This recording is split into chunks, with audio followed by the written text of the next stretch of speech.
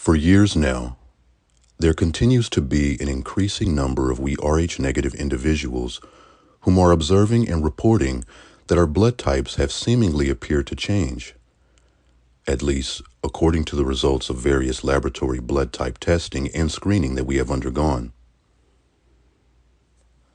Not only are our tests showing that our blood types are distinctly different from what was once previously recorded and authenticated by primary care physician scientists and other medical professionals, such as in the cases of many of us that have noticed physical material changes from one Rh-negative blood type designation to an entirely different Rh-negative blood type.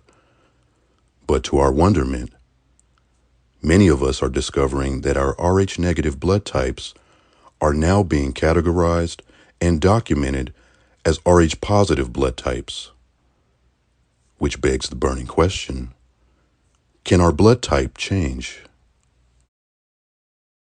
Over the course of the next several upcoming video presentations, by way of expert assessment from professionals within the worldwide biological science and medical field, as well as first-hand testimonials from others, we're going to explore and examine the fascinating and miraculous causes of why many of our tribe are reporting that they now have contrasting and differentiating blood type testing and screening results than what was once previously diagnosed and recorded on our medical records since our births. Some of these reasons that we'll be taking a closer look at will include the diagnosis of cancer and other autoimmune diseases and technological organic viral infections, genetic connective tissue conditions such as Ehlers-Danlos syndromes, blood and bone marrow transfusions, organ transplants, chimerism, in which cases ones carry multiple DNA, allowing them to simultaneously possess both Rh-negative as well as Rh-positive blood types. The psychokinetic special ability of transmorphism, which is commonly referred to as shapeshifting, and we'll also be taking a look into the bioscience and medical community's admission and introduction of hundreds of variants of blood types, both old and newly discovered, that exist beyond the ABO and rhesus factor system, some of which have rapidly evolved due to secondary and tertiary genetic mutations, as well as species modification through hybridization and other forms of genetic engineering, fusing some of those of our tribe with such things as the anatomical regions of animals, cybernetics, and other inorganic materials. While these reasons that we will delve into can help to explain some of the molecular peculiarities and physical material alterations produced by the power of our blood, in this episode, we're going to take a look at how the categorization of blood types themselves are currently being revised by the biological science and medical field from how they were once originally classified ever since the beginning of modern-day blood type testing and screening that began during the 1930s.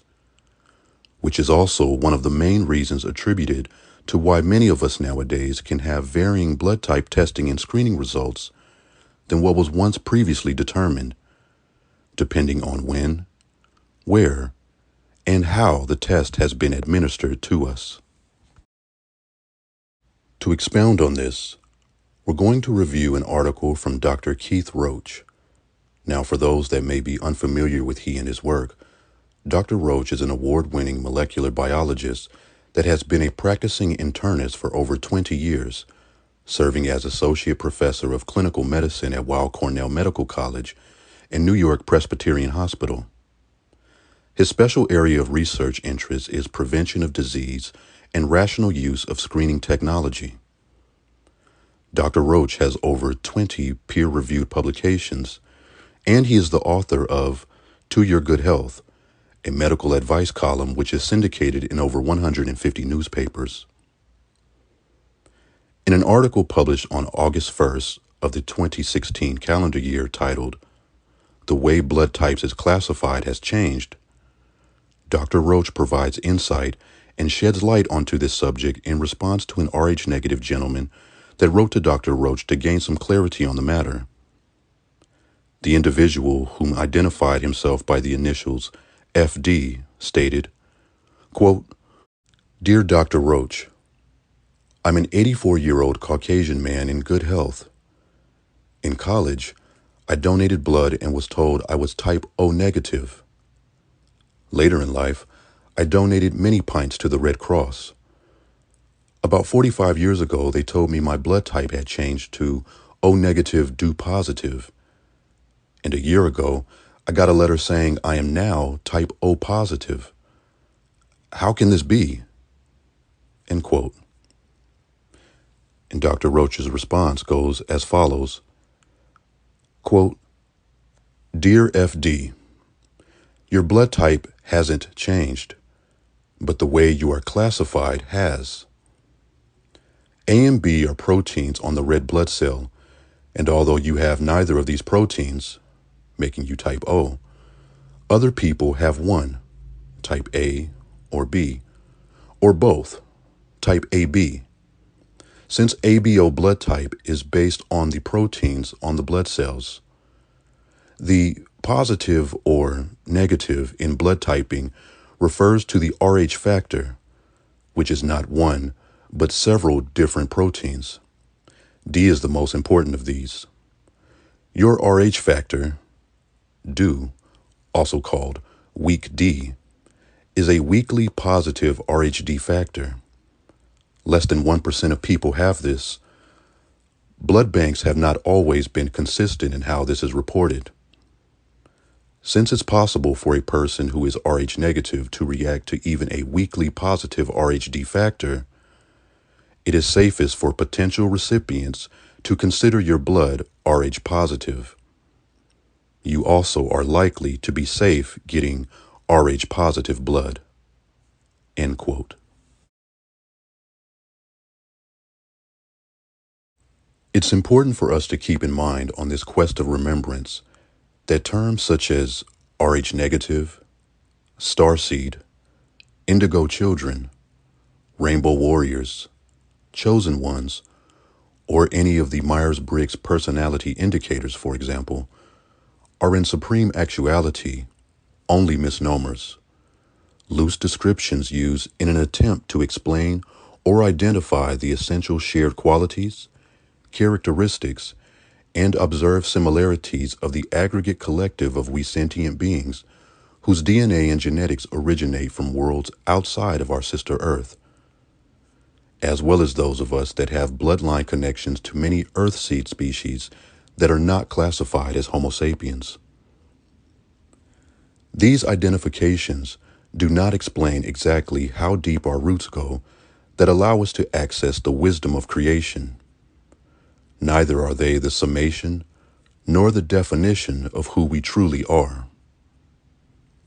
Our DNA is multifaceted and multidimensional, and the magnitude of our omniversal presence cannot be redacted into any Earth-based labels and classifications, which in most cases, under a system of speciesism and genetic war, are only used to arrange us into taxonomic groups for the analysis of overlapping hidden agendas by individuals representing the deep state military extraterrestrial industrial complex, occult ritual magic, and mind control social engineering in order to establish, maintain, refine, and expand supremacy over all other humanoid species. While there are some of us that have vivid memories and detailed recollections regarding our own personal cosmic origins and various incarnations that we've experienced on our soul journey, including the proper names of which tribes that we ourselves are genetically linked to, as well as which distant worlds that we have traveled from, many more are still in search of these answers and have unfortunately limited the scope of their investigations to simply accepting and adopting the misclassifications provided by practitioners within the lowest levels of the biological science and medical power structure and dynamic. When the true nature of the multitude of different humanoid species that are currently cohabiting our sister Earth has eluded scientists due to a deficiency of psychic, medical, intuitive special abilities, the absence of suitable technology, and the lack of reliable substances or mixtures for use in chemical analysis for determining accurate blood type testing and screening of the many elements and molecular peculiarities that can be examined in our blood. The observations and reports of changes in Rh-negative blood type testing and screening results are becoming more and more common during the dawn of this current transhumanism era. As old power structures and dynamics are collapsing before us, we are witnessing a complete paradigm shift in which recalibrations to the quantum field are taking place as changes are occurring in the basic concepts, fundamental and experimental practices, approach, and underlying assumptions of the biological scientific medical discipline, challenging our notions of who we are and what we can be. This current paradigm shift that we are undergoing marks a critical turn of events that bring dramatic new ways of thinking and seeing the same information in entirely different ways. Paradigm shifts develop when the standard method of viewing and doing something is replaced by something new, and is then adapted by those brave and awakened ones whom courageously take inspired action. Paradigm shifts have happened in our modern world for millennia, and they will continue to happen in our future. New emotional experiences associated with the acceptance of the biological science and medical community's reclassification of our blood types, as well as the introduction of hundreds of new blood types outside of the ABO and rhesus factor system, should encourage and motivate us to seek insight in order to develop an even greater understanding from new perspectives, and to strengthen our alignment with our higher purpose by rolling up our sleeves and doing the inner work of soul searching through deep meditation. As for all of the burning questions, the whys and the what ifs, the answers are going to be found in the organic unfolding of transcendental knowledge, and having total reliance upon spiritual truth, that all will be revealed in divine timing. In this system of speciesism and genetic war, confident patience is not a virtue.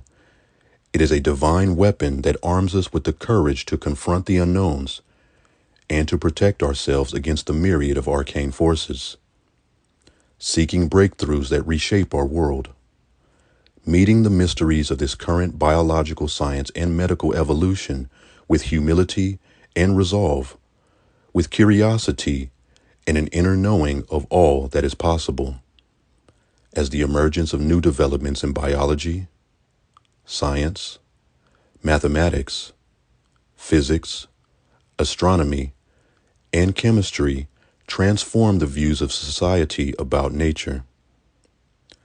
As we become even more dynamic, we remain centered on omniversal principles of truth.